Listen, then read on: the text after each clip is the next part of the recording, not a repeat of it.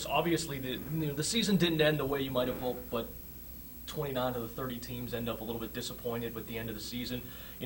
Talk about, as a team, a lot of accomplishments during the regular season, making the playoffs, some firsts for this team, being able to win 40 games. Just talk about the season as a whole and from your perspective. Yeah, I think when we look back, we're pretty happy with some of the things we accomplished, especially from where we came last year and in the previous years before that. To be able to put up 40 wins and make the playoffs, and really there was a really good culture change in the locker room that I think was really beneficial for everyone. So.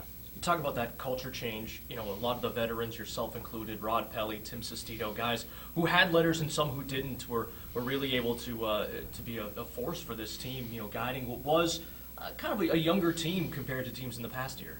Yeah, I think so. I think regardless of who was wearing a letter and who wasn't, it was just a good group of leadership all around, and the young guys did a really good job responding and following, and just we stuck together as a team all year long. We kind of went through some ups and downs throughout the year, and we always found a way to kind of keep going, so it was good. You did mention it was a younger team. Talk about some of the contributions of the younger guys who really, picked it up as the season went along and probably learned a lot going into their second season. Yeah, the young guys, they were great for us. They had some really strong years, and you could just see kind of their development, not only on the ice but off the ice throughout the season as they kind of matured and kind of learned how to what it takes to go through this grueling schedule in the American League, and so it's really fun to be a part of some of those young guys, their development, and kind of pretty much every single one of them you can talk about some big improvements they made. So overall for this year, looking towards possible next season, what do you think some of those young guys and even some of the older guys who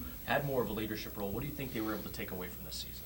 I think kind of what I said before is the culture change. I think we've raised the bar, certainly in the expectations within the locker room to keep pushing forward and to keep building off of this year. And certainly I think the attitude is going to just keep improving, and the tightness of the team will keep improving, and which will obviously help on the ice. So.